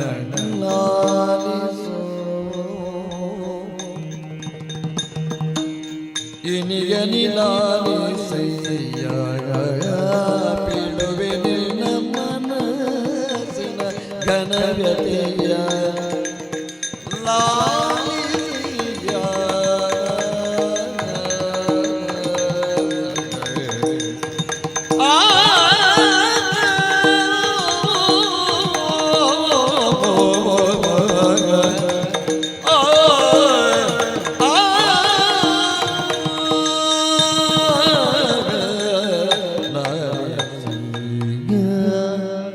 ತುಂಬಾ ಸೈಲೆಂಟ್ ಅಲ್ಲಿ ಬರೀ ನಮ್ ತಾಮ್ ದಿಮ್ ಅಷ್ಟೇ. ಹೌದು. ಇಡೀ ಬಿಡಿತವನ್ನು ಕೂಡ ಹಾಗೆ ಬಾರಿಸಿದ್ದು ನಿರ್ವಹಿಸಿದ್ದು. ಎಲ್ಲೋ ಒಂದು ಕಡೆ ಧಿಮ್ ಅಂತ ಒಂದು ಬಾರಿಸಿದ್ದೇನೆ ಅಷ್ಟೇ. ಅದು ಪುಣ್ಯಾತ್ಮನಿಗೆ ಗೊತ್ತಾಯ್ತು. ಗೊತ್ತಾಗಿ ಅದೇ ಫ್ಲೋ ಅಲ್ಲಿ ಹೋದ್ರು ಅವರು. ಸೊ ಇದು ಭಾಗವತ ಮತ್ತೆ ಮದ್ದಳೆಗಾರರ ಮಧ್ಯ ಇರುವಂತಹ ಒಂದು ಆತ್ಮೀಯತೆಗೂ ಕೂಡ ಸಾಕ್ಷಿ ಆಗ್ತದೆ. ಆತ್ಮೀಯತೆ ಅಂದ್ರೆ ಕಲೆಯ ಮಟ್ಟದಲ್ಲಿ ಇರುವಂತಹ ಇದು, ಅದು ಬೇಕಾಗ್ತದೆ. ಅದು ಆದಾಗ ನಮಗೆ ಅಲ್ಲಿ ನಿಜವಾದ ಒಂದು ಸತ್ವೋದ್ರೇಕ ಆಗ್ತದೆ. ಇದು ಆಗಬೇಕಿದ್ರೆ ನಾನು ಹೇಳಿದಲ್ಲ, ಆಗ ಅದರ ಬಗ್ಗೆ ತುಂಬಾ ಆಲೋಚನೆ ಮಾಡಿರಬೇಕು. ಸತ್ವ ಅಂದ್ರೆ ಏನು, ಭಾವ ಅಂದ್ರೆ ಏನು ಅದು ಗೊತ್ತಿರಬೇಕು. ಇದು ರಸ ಅಂದ್ರೆ ಏನು, ಭಾವ ಅಂದ್ರೆ ಏನು ಗೊತ್ತಿರಬೇಕು. ರಸವೇ ಭಾವ ಅಲ್ಲ, ಭಾವ ಇರುವುದು ರಸಸ್ಥಾನವನ್ನು ಮುಟ್ಲಿಕ್ಕಿರುವ ದಾರಿ. ಆ ರಸಸ್ಥಾನಕ್ಕೆ ಮುಟ್ಟಿದ ಮೇಲೆ ಭಾವದ ಹಂಗಿರುವುದಿಲ್ಲ. ಭಾವ ಮಾತ್ರ ಶಾಶ್ವತವಾಗಿ ನಿಲ್ಲುತ್ತದೆ. ಆ ಶಾಶ್ವತವಾದ ರಸ ಮಾತ್ರ ನಿಲ್ಲುತ್ತದೆ. ಆ ರಸ ಎಲ್ಲಾ ಪ್ರೇಕ್ಷಕರಿಗೂ ಒಂದು ಸ್ಥಾಯಿಯಾಗಿ ಅವರ ಹೃದಯದಲ್ಲಿ ನಿಲ್ತದೆ. ಇದೆಲ್ಲ ಅನುಭವ ಅಂತ ಇದು. ಇದನ್ನೆಲ್ಲ ಜಾಸ್ತಿ ನಾವು ವರ್ಡ್ಸ್ ಅಲ್ಲಿ ಹೇಳಲಿಕ್ಕೆ ಆಗುದಿಲ್ಲ. ಸೊ ಇಂಥದ್ದು ಮಾಡಿದ್ರೆ ಮೊದಲೆಗಾರ ಗೆಲ್ತಾನೆ, ಕಲೆ ಗೆಲ್ತದೆ, ಭಾಗವತರು ಗೆಲ್ತಾರೆ, ಭಾಗವತರ ಪದ್ಯ ಗೆಲ್ತದೆ. ಇದಕ್ಕೆ ತುಂಬಾ ಆಲೋಚನೆ ಮಾಡ್ಬೇಕು. ಒಂದೇ ತಪ.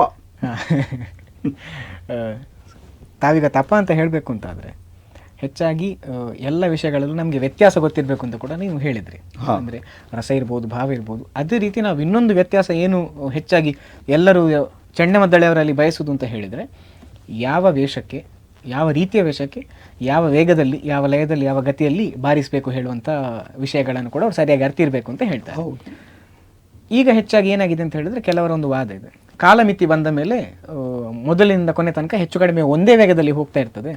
ಹಾಗಾಗಿ ಎಲ್ಲ ವೇಷಗಳು ಹೆಚ್ಚು ಕಡಿಮೆ ಒಂದೇ ರೀತಿ ವೇಗದಲ್ಲಿ ಬರ್ತಾ ಇರ್ತವೆ. ನಿಮಗೆ ಪುಂಡು ವೇಷಕ್ಕೆ, ಕಿರೀಟ ವೇಷಕ್ಕೆ ದೊಡ್ಡ ವ್ಯತ್ಯಾಸಗಳು ಗೊತ್ತಾಗೋದಿಲ್ಲ, ಹಾಗೀಗೆ ಅಂತೆಲ್ಲ ಹೇಳ್ತಾ ಇರ್ತಾರೆ. ವಾದಗಳು ತಾವಾಗ ಹೇಳಿದಾಗ ಡಿಬೇಟೇಬಲ್ ಇರಬಹುದು. ಆದರೆ ಕಾಲಮಿತಿಯ ಸಮಯದಲ್ಲೂ ಕೂಡ ಒಬ್ಬ ಚೆಂಡೆ ಅಥವಾ ಮದ್ದಳೆ ವಾದಕ ಆ ವ್ಯತ್ಯಾಸವನ್ನು ಪ್ರೇಕ್ಷಕರಿಗೂ ಮನಮುಟ್ಟುವ ಹಾಗೆ ತೋರಿಸಿಕೊಡಬಹುದಾ? ಇದರ ಸಾಧ್ಯತೆಗಳೇನು, ಬಾಧ್ಯತೆಗಳೇನು ಅಂತ ತೋರಿಸಿಕೊಡ್ಬೋದು. ಈಗ ವೇಗವೇ ಪ್ರಧಾನ ಅಲ್ಲ, ವೇಗವೇ ಒಂದು ಪಾತ್ರದ ಒಂದು ಪೌರುಷವನ್ನು ತೋರಿಸ್ಲಿಕ್ಕೆ ಇರುವ ಸಾಧನ ಅಲ್ಲ. ಈಗ ನಾನೊಂದು ಹೇಳ್ತೇನೆ, ಈಗ ತುಂಬಾ ವೇಗವಾಗಿ ಒಂದು ಪ್ರವೇಶ ಕೊಡ್ತಾರೆ, ಅವರು ದಿಂಗಣ ಕುಡಿತಾರೆ. ದಿಂಗಣ ಕುಡಿಯುವಾಗ ಅದು ತಾಳಕ್ಕೆ ಸೇರ್ತದಾ ಇಲ್ವಾ, ಅದು ಡಿಬೇಟೇಬಲ್ ಇಶ್ಯೂ. ಸೇರದಿದ್ರೆ ಯಾಕೆ ಕೊಡಬೇಕು ಅಷ್ಟು ವೇಗ? ಅಷ್ಟು ಭಾರವಾದ ವೇಷವನ್ನು ಕಟ್ಟಿ ಇದು ಮಾಡೋದಕ್ಕಿಂತ ನಿಧಾನ ಕೊಡ್ಬೋದಲ್ವಾ? ಹಿಂದಿನವರಲ್ಲಿ ನಿಧಾನ ಕೊಡ್ತಾ ಇದ್ರು, ಹಾಗೆ ಮುಗಿತಿರ್ಲಿಲ್ವಾ? ಆ ಕಾಲಕ್ಕೆ ಇದು ಪ್ರದರ್ಶನಗಳು ಮುಗಿತಾ ಇತ್ತು. ಇದಕ್ಕೆಲ್ಲ ತುಂಬಾ ಇದು ಕೆಲವು ಟೆಕ್ನಿಕಲ್ ಆಸ್ಪೆಕ್ಟ್ಸ್ ಎಲ್ಲ ಟ್ರೂಪ್ ಎಲ್ಲ ಒಟ್ಟು ಸೇರಿ ಮಾತಾಡಬೇಕಾದಂತ ಸಂಗತಿ ಇದು. ಇದು ಎಲ್ಲವನ್ನು ಹೀಗೆ ಮಾಡಬಾರ್ದು ಹೀಗೆ ಮಾಡಬೇಕು ಅಂತ ಹೇಳುವ ಸಂಗತಿ ಅಲ್ಲ. ಇದರಲ್ಲಿ ಬೇರೆ ಬೇರೆ ಆಂಗಲ್ ಇದೆ. ಅವ್ರು ಯಾಕೆ ಇದು ಎಲ್ಲ ವೇಷಗಳು ಬರಬೇಕು, ಸ್ವಲ್ಪ ಫಾಸ್ಟ್ ಹೋಗಬೇಕು ಅಂತ ಹೇಳುವ ಕೆಲವು ನಿರ್ಬಂಧಗಳೆಲ್ಲ ಇರ್ತವೆ. ಇದು ಕಲೆ ಕೇವಲ ಕಲೆ ಆಗಿ ಉಳಿದಿಲ್ಲ, ಇದು ಕಲಾವಿದರ ಜೀವನ ಕೂಡ ಆಗಿದೆ. ಹೌದು, ಅವಕಾಶಗಳು ಕೊಡಬೇಕು. ಅವಕಾಶ ಕೊಟ್ರೆ ಮಾತ್ರ ಇದು ಸಂಬಳ ಕೊಡ್ಲಿಕ್ಕೆ ಆಗ್ತದೆ, ಇಲ್ದಿದ್ರೆ ಆಗುದಿಲ್ಲ ಅಲ್ವಾ? ಇದು ಜೀವನವೂ ಆದ ಕಾರಣ ನಾವಿಲ್ಲಿ ಇದು ಹೀಗೆ ಅದು ಹಾಗೆ ಅಂತ ಹೇಳಲಿಕ್ಕೆ ಸಾಧ್ಯವೇ ಇಲ್ಲ. ಅದು ಎಲ್ಲಾ ಕಲಾವಿದರು ಆ ಟ್ರೂಪು ಒಂದು ಒಳ್ಳೆ ಸಮಾಧಾನದಲ್ಲಿ ಕೂತು ಮಾತಾಡಿ ಮಾಡಬೇಕಾದ ನಿಶ್ಚಯ. ಇದ್ರಲ್ಲಿ ನಾನಿಲ್ಲಿ ನೀವು ಕೇಳ್ತೀರಿ, ನಾನಿಲ್ಲಿ ಹೇಳುದು ಅದು ಅಷ್ಟು ಸುಲಭದ ವಿಷಯ ಅಲ್ಲ. ಅದು ಬೇರೆ ಬೇರೆ ಆಂಗಲ್ ಇದೆ ಅಂತ ಒಂದು ವಿಷಯಕ್ಕೆ. ಸೊ ಪ್ರಶ್ನೆ ಒಳ್ಳೆ ಪ್ರಶ್ನೆ. ಇದಕ್ಕೆ ತುಂಬಾ ಅನೇಕ ವಿಧವಾದಂತಹ ಒಂದು ಹಿನ್ನೆಲೆಗಳು ಮತ್ತೆ ಪರಿಣಾಮಗಳಿರುವ ಕಾರಣ ಅದು ಆಯಾಯ ತಂಡಗಳು ತಗೊಳ್ಬೇಕು, ಆಲೋಚನೆ ಮಾಡಬೇಕು ಏನು ಅಂತ ಹೇಳಿ. ನಾನು ಒಂದು ಹೇಳಿದೆ ನಿಮಗೆ, ಅದರದ್ದು ಒಂದು ಸಣ್ಣ ಇದು ಹೊಳಹು ನಾನು ಕೊಟ್ಟಿದ್ದೇನೆ. ಹೀಗೆ ಅಂದ್ರೆ ಒಂದೇ ಮಜಲಿನಲ್ಲಿ ನಿಂತು ನೋಡುವಂತ ವಿಷಯ ಇದಲ್ಲ. ಖಂಡಿತ ಖಂಡಿತ. ಈಗ ಸರ್ ಇಷ್ಟೆಲ್ಲ ನಾವು ವಿಷಯ ಮಾತಾಡಬೇಕು ಅಂತಾದ್ರೆ ನಾವೀಗ ಸದ್ಯಕ್ಕೆ ಇವತ್ತಿನ ನಮ್ಮ ಈ ಕಾರ್ಯಕ್ರಮದ ಕೊನೆಯ ಪ್ರಶ್ನೆಗೆ ಬರುವಂತಹ ಸಮಯ. ಈಗ ಮುಂದಿನ ಪೀಳಿಗೆಯಲ್ಲಿ ಬರುವಂತಹ ಕಲಾವಿದರೇನಿದ್ದಾರೆ, ಹಿಮ್ಮೇಳಿರ್ಬೋದು ಮುಮ್ಮೇಳಿರ್ಬೋದು, ಆದರೆ ತಾವು ಹೆಚ್ಚಾಗಿ ಹಿಮ್ಮೇಳದಲ್ಲಿ ಗುರುತಿಸಿಕೊಂಡ ಕಾರಣ ಹಿಮ್ಮೇಳದವರಿಗೆ ಹೇಳಿದ್ರು ಆಗ್ತದೆ. ಮುಂಬರುವಂಥ ಯಕ್ಷಗಾನ ಕಲಿಕಾಸಕ್ತರಿರ್ಬೋದು, ಹಿಮ್ಮೇಳ ಅಥವಾ ಈಗಿರುವಂತಹ ಸಹ ಕಲಾವಿದರಿರ್ಬೋದು, ನೀವೇನಾದರೂ ಕಿವಿ ಮಾತನ್ನು ಹೇಳ್ತೀರಿ ಅಂತಾದರೆ ಏನನ್ನು ಹೇಳಲಿಕ್ಕೆ ಇಷ್ಟಪಡ್ತೀರಿ ಅಂತ? ಒಂದೇ ಕಿವಿ ಮಾತು, ನಿಮ್ಮ ರೋಲ್ ಮಾಡೆಲ್ಗಳನ್ನು ನೀವು ಜಾಗರೂಕತೆಯಿಂದ ಆರಿಸಿಕೊಳ್ಬೇಕು ಅಂತ. ಸರಿ. ನೀವು ಆದಷ್ಟು ಹಿಂದೆ ಇದ್ದಂತಹ ಕಲಾವಿದರ ಮದ್ದಳೆಗಾರರ ಚೆಂಡೆ ಮದ್ದಳೆ ವಾದನವನ್ನು ಕೇಳಬೇಕು, ಮತ್ತೆ ಮತ್ತೆ ಕೇಳಬೇಕು. ಹಿರಿಯ ಬಲಿಪನಾರಾಯಣ ಭಾಗವತರದ್ದು ನಮಗೆ ವಾಯ್ಸ್ ರೆಕಾರ್ಡಿಂಗ್ ಸಿಗುದಿಲ್ಲ. ಬಲಿಪನಾರಾಯಣ ಭಾಗವತರದ್ದು, ಕೃತಿಗೆ ರಾಮಕೃಷ್ಣ ಜೋಯಿಸ್ರದ್ದು ಸಿಗ್ತದೆ, ಅಗರಿ ಶ್ರೀನಿವಾಸ್ ಭಾಗವತರದ್ದು ಸಿಗ್ತದೆ, ರಘುರಾಮ್ ಭಾಗವತರದ್ದು ಸಿಗ್ತದೆ, ಮಂಡೇಚರದ್ದು ಸಿಗ್ತದೆ, ಅವರ ಜೊತೆ ನುಡಿಸಿದಂತಹ ನೆಡ್ಲೆ ನರಸಿಂಹಭಟ್ರದ್ದು ಸಿಗ್ತದೆ, ದಿವಾಣ ಭೀಮಭಟ್ರದ್ದು ಸಿಗ್ತದೆ, ಚಿಪ್ಪಾರ ಕೃಷ್ಣ ಬಲ್ಲಾಳದ್ದು ಸಿಗ್ತದೆ, ಪದ್ಯಾಣ ಶಂಕರಾಯ ಭಟ್ರದ್ದು ಸಿಗ್ತದೆ, ಲಕ್ಷ್ಮೀ ಶಮ್ಮಣ್ಣಯ್ಯರದ್ದು ಸಿಗ್ತದೆ. ಇವರದ್ದೆಲ್ಲ ಚೆಂಡೆ ಮದ್ದಳೆ ಪೆರುವಾಯಿ ನಾರಾಯಣ ಭಟ್ರದ್ದು ಸಿಗ್ತದೆ, ಮಾಂಬಾಡಿ ಸುಬ್ರಹ್ಮಣ್ಯ ಭಟ್ರದ್ದು ಸಿಗ್ತದೆ, ಇವರದ್ದೆಲ್ಲ ಮತ್ತೆ ಹರಿನಾರಾಯಣ ಬೈಪಾಡಿತಾಯರದ್ದು ಸಿಗ್ತದೆ. ಇವರದ್ದೆಲ್ಲ ನಾವು ಮತ್ತೆ ಮತ್ತೆ ಕೇಳಬೇಕು. ಮತ್ತೆ ಮತ್ತೆ ಕೇಳುದ್ರಿಂದ ಆಗುವ ಲಾಭ ಎಂತ ಅಂದ್ರೆ ನಮ್ಮ ಪಂಚಾಂಗ ಗಟ್ಟಿ ಆಗ್ತದೆ. ನಮ್ಮ ಪಂಚಾಂಗ ಗಟ್ಟಿ ಆದ ಮೇಲೆ ನೀವು ಹೊಸತನ್ನು ನೋಡಬೇಕು. ಹೊಸ ಮೊದಲೆಗಾರ ನಿಮ್ಗೆ ಯಾರು ಇಷ್ಟವೋ ಆಮೇಲೆ ನೋಡ್ಬೇಕು, ಅವರನ್ನು ಕಡೆಗಣಿಸಿ ನೋಡಬಾರದು. ಹಾಗೆ ನೋಡಿದ ಕೂಡ ನಮ್ಮ ಪಂಚಾಂಗ ನೋಡಿ, ಈಗಿನ ಮೊದಲೆಗಾರರು, ಈಗಿನ ನಾವೆಲ್ಲ ಹಿಂದಿನವರನ್ನು ನೋಡಿದ್ದೇವೆ, ಸರಿ, ತುಂಬಾ ಹಿಂದಿನವರನ್ನು ನೋಡಿದ್ದೇವೆ. ಅದರ ಒಂದು ಪ್ರಭಾವದಿಂದಲೇ ನಾವು ಬೆಳೆದದ್ದು. ಈಗಿನವರು ಸಣ್ಣ ಮಕ್ಕಳು ಕೂಡ, ಕಲಿತಾ ಇರುವವರು ಕೂಡ ಅದೇ ಇದಕ್ಕೆ ಹೋಗ್ಬೇಕು. ನಮ್ಮ ಹಿಸ್ಟರಿಯನ್ನು ಮರೆತು ಬರೀ ಈಗಿನ ಇದನ್ನು ಕಂಡ್ರೆ ಅದು ಕಲೆಗೆ ಮಾರಕ, ಅದು ಪೂರಕ ಆಗುದಿಲ್ಲ. ಸೊ ಅದನ್ನು ನೋಡ್ಬೇಕು. ಸೊ ಅದರ ಜೊತೆಗೆ ನನಗೆ ಎಡನೀರು ಶ್ರೀ ಕೇಶವಾನಂದ ಭಾರತಿ ಸ್ವಾಮಿಗಳದ್ದು ಆಶೀರ್ವಾದ ತುಂಬಾ ಸಿಕ್ಕಿದೆ. ಅವರು ಕೊಟ್ಟ ಆಶೀರ್ವಾದದಿಂದ ನಾನು ಇಷ್ಟು ಏನೋ ಕೆಲಸ ಮಾಡಲಿಕ್ಕೆ ಸಾಧ್ಯ ಆಯಿತು ಅಂತ ಹೇಳೋದನ್ನು ಕೂಡ ನಾನಿಲ್ಲಿ ಹೇಳಬೇಕಾಗ್ತದೆ. ಆಗಲಿ ಸರ್, ಇಷ್ಟು ಹೊತ್ತು ನಮ್ಮ ಜೊತೆ ಇಟ್ಟುಕೊಂಡು ನಿಮ್ಮ ಸಮಯವನ್ನು ನಮಗೋಸ್ಕರ ಮೀಸಲಿಟ್ಟು ಯಕ್ಷಗಾನದ ವಿವಿಧ ಮಜಲುಗಳ ಬಗ್ಗೆ, ಯೋಚನೆಯಲ್ಲಿ ನಾವು ಮಾಡಬೇಕಾದಂಥ ವಿವಿಧ ಮಜಲುಗಳ ಬಗ್ಗೆ ಇರ್ಬೋದು, ಅಥವಾ ವಾಸ್ತವತೆಯ ಬಗ್ಗೆ ಕೂಡ ತಾವು ಬಹಳಷ್ಟು ವಿಷಯಗಳನ್ನು ಹೇಳಿದ್ದೀರಿ. ತಮ್ಮ ನಡೆದು ಬಂದ ಹಾದಿ ಅನುಭವ, ಅದೇ ರೀತಿ ಪ್ರೇಕ್ಷಕರಾದವರು, ಅದೇ ರೀತಿ ಸಹ ಕಲಾವಿದರಾದವರು ಅರ್ಥ ಮಾಡಿಕೊಳ್ಬೇಕಾದಂಥ ಕೆಲವು ವಿಷಯಗಳನ್ನು ಕೂಡ ತಾವು ಬಹಳಷ್ಟು ಚೆನ್ನಾಗಿ ನಮ್ಮ ಮುಂದೆ ಇವತ್ತು ಬಿಚ್ಚಿಟ್ಟಿದ್ದೀರಿ. ಅದಕ್ಕೋಸ್ಕರ ನಮ್ಮ ವಾಹಿನಿಯ ಕಡೆಯಿಂದ, ನನ್ನ ಕಡೆಯಿಂದ ತಮಗೆ ಅನಂತ ಧನ್ಯವಾದಗಳನ್ನು ಹೇಳ್ತಾ ಇದ್ದೇನೆ. ಅದೇ ರೀತಿ ಇನ್ನಷ್ಟು ನಿಮ್ಮಿಂದ ಕಲಾ ಸೇವೆ ಆಗಲಿ, ನಿಮ್ಮಿಂದ ಇನ್ನಷ್ಟು ಹೊಸ ಕಲಾವಿದರು ತಮ್ಮಿಂದ ಪ್ರೇರಣೆಗೊಂಡು ಈ ರಂಗಕ್ಕೆ ಬರಲಿ, ಅದರಿಂದ ಕಲೆ ಮತ್ತಷ್ಟು ಶ್ರೀಮಂತವಾಗಲಿ ಹೇಳುವಂಥ ಆಶಯ ನಮ್ಮದು. ಇಷ್ಟು ಹೊತ್ತು ನಮ್ಮ ಜೊತೆಗಿದ್ದುಕೊಂಡು ನಿಮ್ಮ ಸಮಯವನ್ನು ಕೊಟ್ಟದಕ್ಕೆ ಮತ್ತೊಮ್ಮೆ ಧನ್ಯವಾದಗಳನ್ನು ಹೇಳ್ತಾ ಇದ್ದೇನೆ. ನಿಮಗೂ ಅಭಿಮತ ಟಿವಿಯವರಿಗೂ ಹೃತ್ಪೂರ್ವಕ ಧನ್ಯವಾದಗಳು. ಆಗಲಿ ಸರ್, ಧನ್ಯವಾದಗಳು. ನೋಡಿದ್ರಲ್ಲ ವೀಕ್ಷಕರೇ, ಇಷ್ಟು ಹೊತ್ತು ಕೃಷ್ಣ ಪ್ರಕಾಶ್ ಉಳಿತಾಯ ಅವರು ನಮ್ಮ ಜೊತೆಗೆ ಇದ್ದುಕೊಂಡು ಯಾವ ರೀತಿ ತಮ್ಮ ಉದ್ಯೋಗ ಬೇರೆ ಇದ್ದರೂ ಕೂಡ ಅದರ ಜೊತೆಗೆ ಇದನ್ನು ಹೊಂದಿಕೊಂಡು ಹೋಗ್ತಾ ಇದ್ದಾರೆ. ಅದೇ ರೀತಿ ಯಾವ ರೀತಿ ನಾವು ಅಧ್ಯಯನವನ್ನು ಮಾಡಿದರೆ ಇನ್ನಷ್ಟು ವಿಷಯಗಳನ್ನು ತಿಳ್ಕೊಳ್ಬೋದು, ಬೇರೆ ಬೇರೆ ಮಜಲುಗಳನ್ನು ಮುಟ್ಟಬಹುದು ಅಂತ ಹೇಳೋದನ್ನು ಇವತ್ತು ತುಂಬ ಚೆನ್ನಾಗಿ ನಮ್ಮ ಮುಂದೆ ಹೇಳಿದ್ದಾರೆ. ಹಾಗಾಗಿ ಈ ಸಂಚಿಕೆ ತಮಗೆ ಇಷ್ಟ ಆಯಿತು ಅಂತ ಭಾವಿಸ್ತಾ ಮುಂದಿನ ಸಂಚಿಕೆಯಲ್ಲಿ ಇನ್ನೊಬ್ಬ ಕಲಾವಿದರ ಜೊತೆಗೆ ನಾನು ಬರ್ತೇನೆ. ಅಲ್ಲಿ ತನಕ ನೋಡ್ತಾರೆ ಅಭಿಮತ ಟಿವಿ, ಇದು ಜನಮನದ ನಾಡಿಮಿಡಿತ.